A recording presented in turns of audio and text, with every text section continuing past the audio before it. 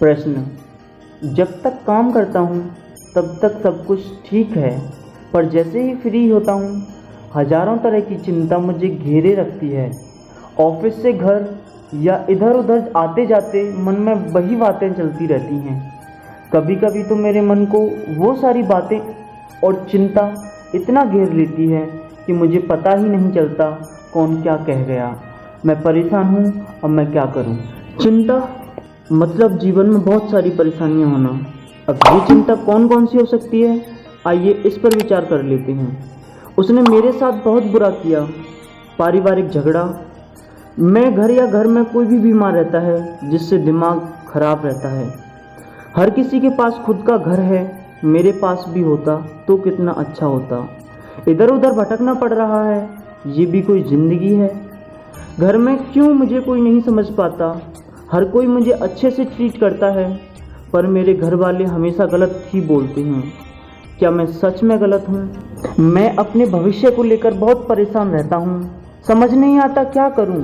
घर वाले ताना देते हैं, कुछ करता नहीं है, बहुत परेशान हूँ। इन सब विचारों के चलते थोड़ा घबरा जाना, इसके बारे में सोचना और परेशान होना, ये सब प्राकृतिक है। पर इसमें उस मछली की भांति फंस जाना जो भोजन की तलाश में निकली थी परंतु किसी के कांटे में फंस गई। अब वो ना तो उसे छोड़ सकती है और ना ही उससे बच सकती है।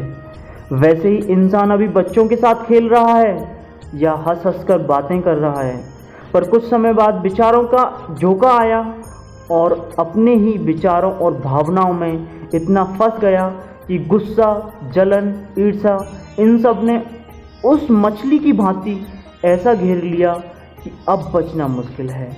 लेकिन अब मैं ऐसी हालत में हूँ कि जब मैं कुछ सीखने जाता हूँ तो मैं ध्यान केंद्रित नहीं कर पाता। जब मुझे कोई कुछ कहता है मुझे बहुत जल्दी गुस्सा आ जाता है, और जब सोने जाता हूँ तो विचारों का फव्वारा इतनी तेज़ी से फूटता है कि सारी रात करवटें बदलते बदलते निकल जाती हैं। काम करने में भी मन नहीं लगता, शरीर थका थका सा रहने लगा है और बड़ी विचार में स्थिति हो गई है। लेकिन फिर मुझे भगवान की संरचना याद आती है। बायोलॉजी का विद्यार्थी होने की वजह से मेरा ध्यान सबसे पहले इन्हीं विचारों पर गया। मैंने देखा भगवान ने भी हमारे शरीर में एक टाइम मैनेजमेंट सिस्टम बना रखा है। जब हम पैदा होते हैं तो सारी क्रियाएं हमारे शरीर में तभी शुरू नहीं हो जाती। हर क्रिया का एक निश्चित समय होता है। जैसे कि लड़कियां बड़ी होती हैं तो उनमें आवर्त चक्र शुरू हो जाते हैं जिसे हम पीरियड्स बोलते हैं। जब वह स्त्री माँ बनती है तो उसके स्तन दूध से भर जाते हैं। लेकिन हम देखें तो ऐसा उस बच्चे के जन्म से पहले या 1-2 साल बाद नहीं था। ये सब हॉर्मोन्स की वजह से होता है, क्योंकि भगवान ने हमें बनाया ही उस तरह से है। चलो कोई दूसरा उदाहरण ले लेते हैं। अगर कोई मुझे टास्क दे कि मुझे पूरे दिन हंसना है तो क्या मैं पूरे दिन हंस सकता हूँ? बिल्कुल भी नहीं।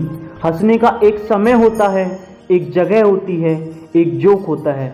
बिना किसी ऐसी बात के जो हंसने लायक है ही नहीं, उस पर कैसे मुस्कुराया जा सकता है? वैसे ही मैं कहता हूँ दुखी होना ज़रूरी है, और इतना ज़रूरी है कि मैं कहता हूँ किसी दिन मुस्कुराओ या नहीं, पर दुखी ज़रूर होना।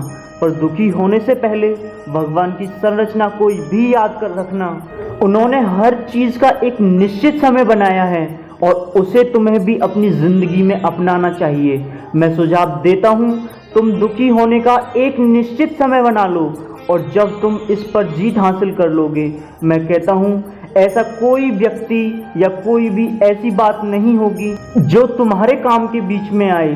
तुम्हें उसके बारे में भी चिंता करनी है, क्योंकि चिंता करनी बहुत ज़रूरी है, पर एक निश्चित समय पर।